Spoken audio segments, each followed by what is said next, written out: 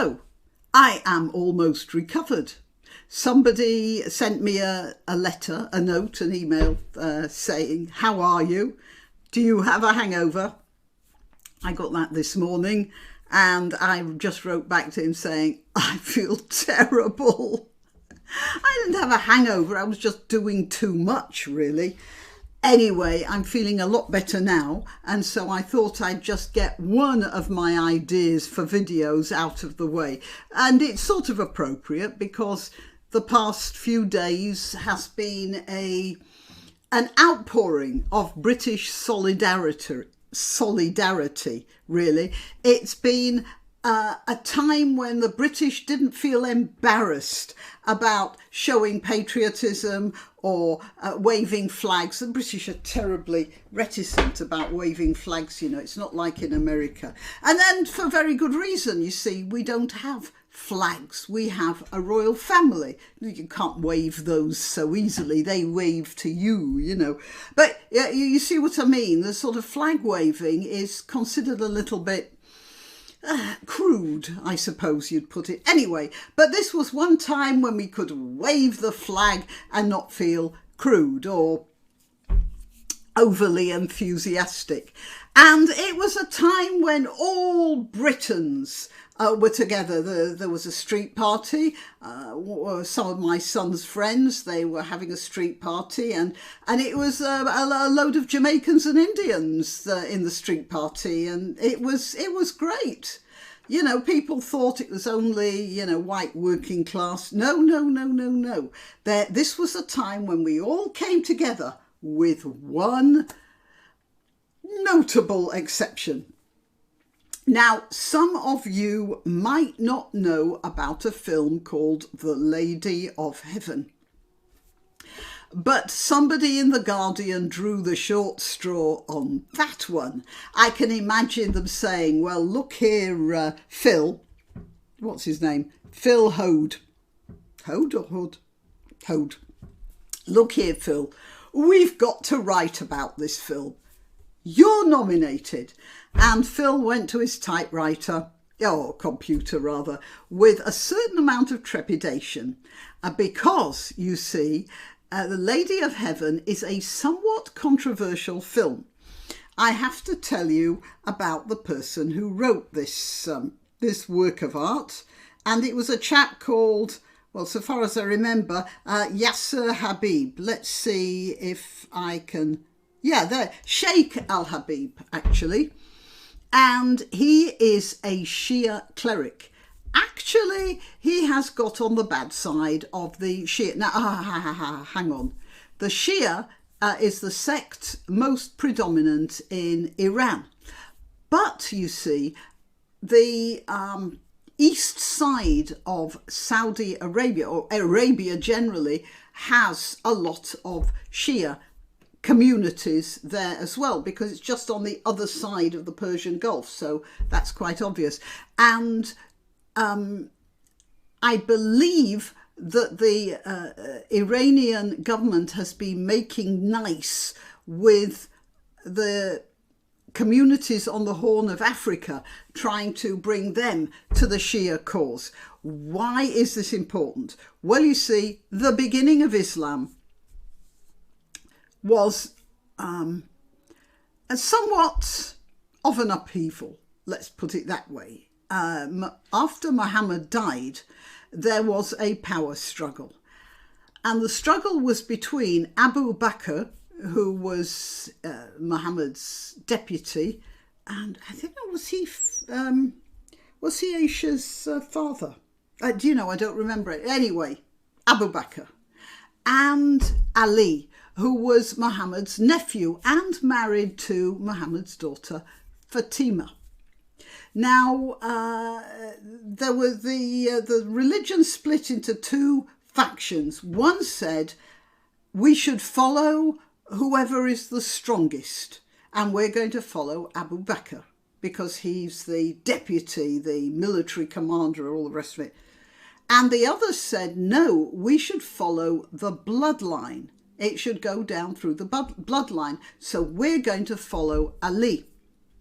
Unfortunately, this was not resolved in a diplomatic way. There was a lot of fighting. Fatima's fate is part of the bone of contention. And so the Shia say that the Abu Bakr faction burned her alive in her house. And the Abu Bakr faction say, no, she died of grief after Muhammad had died. Well, you pays your money and you takes your choice. But this also Ali was eventually assassinated, and from then on the Shia and the Sunni have been at odds with each other. And one of the things that the Sunni keep on saying about Shia is what is it? Shia Kufr, or Kufr Shia. Anyway, it's an insult. It means infidel Shia. So the person who wrote the script for this play was a Shia cleric called Yasser al-Habib.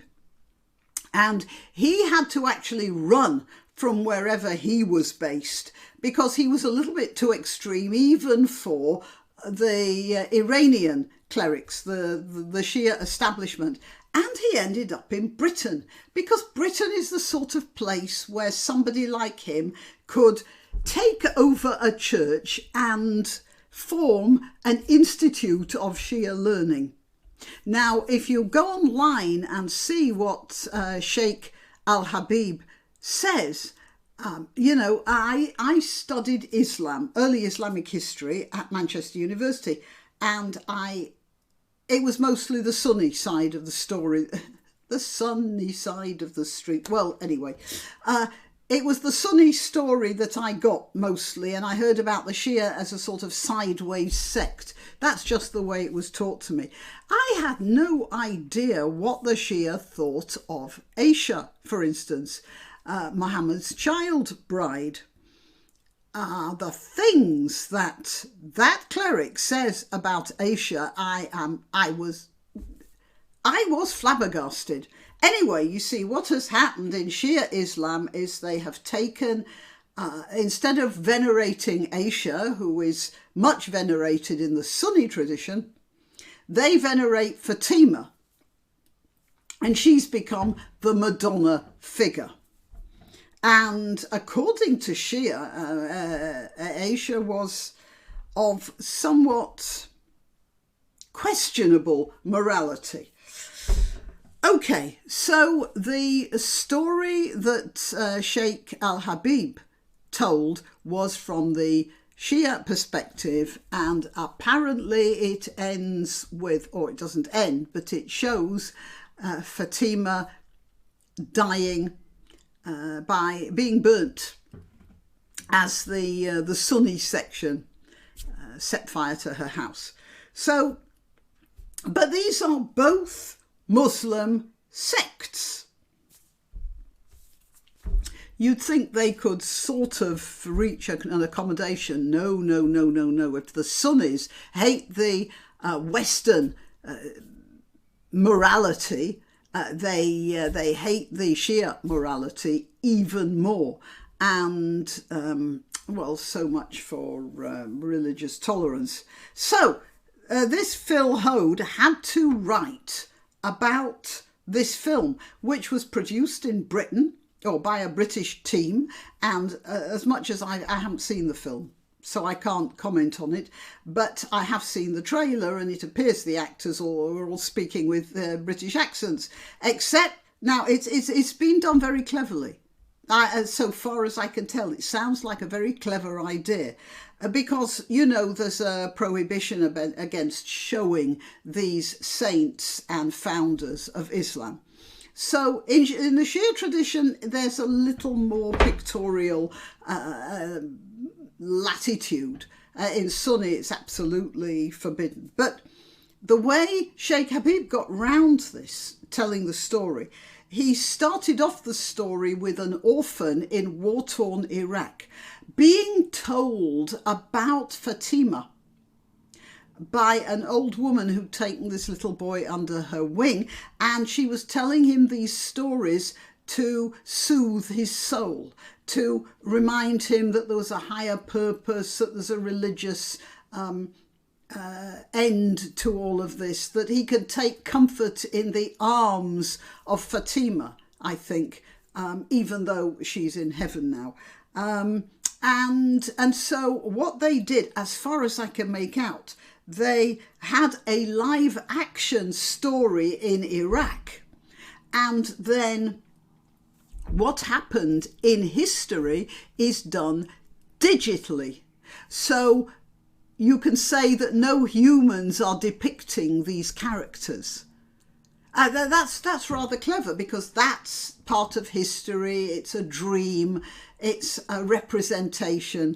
And I'd say that's pretty bright. I haven't seen the film, and I have no respect for, well, I have little respect for Sheikh Habib, and even less for the mob outside the cinema. I shall show you the what happened when the film was being played last Saturday night, I think. Anyway, this is it. I'll play some of it.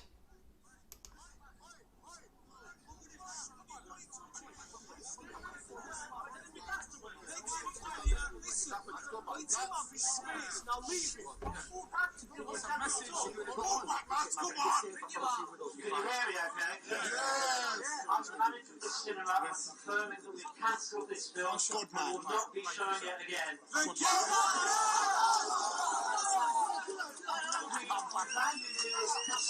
Listen. We value you all as our customers. We're in the heart of this community. At a local level, it wasn't our decision to show this film. It came from the board. We totally agree with what you're saying. Thank you, sir. We are not prepared at this cinema to show this film.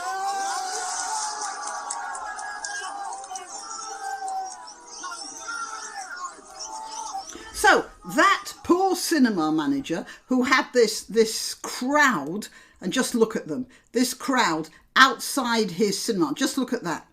That's terrifying. And he went out there with no police support.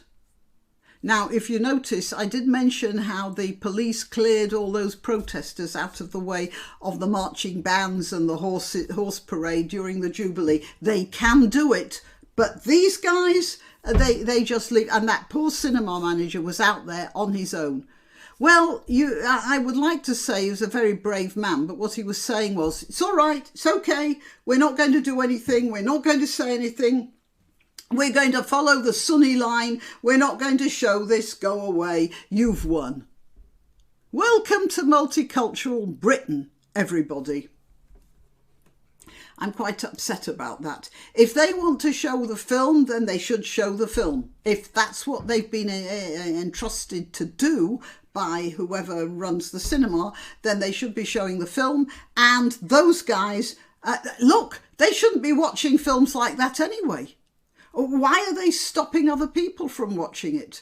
They shouldn't be watching even halal films about Muhammad, because you're not supposed to be looking at images. So why are they there? What do you mean? It's just another kufr thing, isn't it? No, but they have to, this is the point I'm making. They have to impose their view, even though they're not going to watch the film, and they wouldn't even watch the film if it was acceptable to them, because they're not supposed to be watching images. Right, well anyway, I'll just go through Phil Hode's critique of it.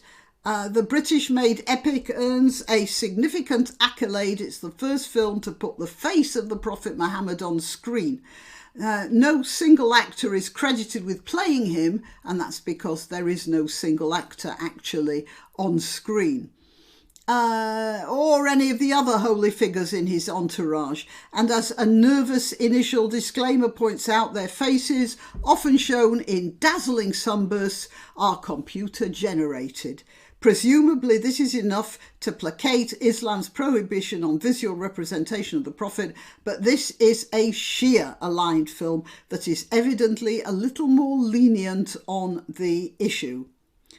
While claiming, as per the title, to be about Muhammad's daughter Fatima, this is largely focusing on his cousin and successor Ali.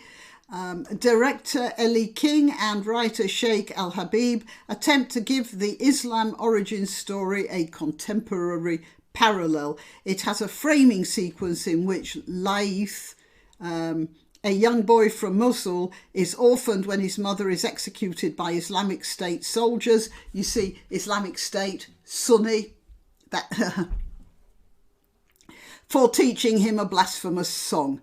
Laith is adopted by a soldier from Baghdad, and the serviceman's mother comforts the youngster by telling him the tale of the saintly Fatima, whose example of strength, she promises, will keep him going in dark times. All right, so, you know, it sounds like a clever take on the story. I have very little respect for the extremists of both sides of the religion, and if I ruled the world, then I would suggest that Ahmadi and Ismaili Islam was the only ones that you should be able to follow. But you see, people get a lot more fun out of being angry. And those guys at the cinema, this was a lot of fun, obviously. And I just want to point out there was one tweet here quoted in Al Monitor, which rather amused me. The Pakistani ban has raised controversy in Egypt about this film. Similar to the Pakistani reaction, a number of social media activists, Al-Azhar scholars and sheikhs of the Salafist currents called for banning the screening of the film. And where is that quote? Oh, yeah, this is it. Commenting on one of the news reports criticising the film, Facebook user Ahmed Alam wrote, "They do not respect our faith or our sanctities. And when we get angry and defend our religion and our messenger, they say we are terrorists." And that's probably because you are, Mr. Alam. Okay, well, that's about the Lady of Heaven. Be prepared for some, I suppose, fun and games surrounding this film. It's only just been released, and there's plenty of time for it to cause a lot more trouble, not between the Muslims and us Kafirs, but between different sects of Islam. And I think this is probably going to start a very unamusing little battle. And it's a shame that this happened just after a time in Britain, at any rate, of such national togetherness. I am Granniopteryx. I am to be found on YouTube, Rumble, BitChute and Minds. I am at Granniopteryx on Twitter, Gab and Parler, and I always let you know when I've uploaded a video on one of those platforms. So if you subscribe to one of them, you'll always know when there's a new video. Now, please like this video, support my channel if you can, and what else? Oh yes, share it and subscribe. Yeah, just make sure if you're on YouTube that your subscription is still live, and I'll see you next time. Why not treat yourself or a favoured relative or friend to these magnificent examples of merch? The mugs and t-shirts come in the Granniopteryx design or Granbo with a firearm or the more deadly knitting needles. Go to www.granniopteryx.com, and whatever platform you're watching this on, please click like, subscribe and share.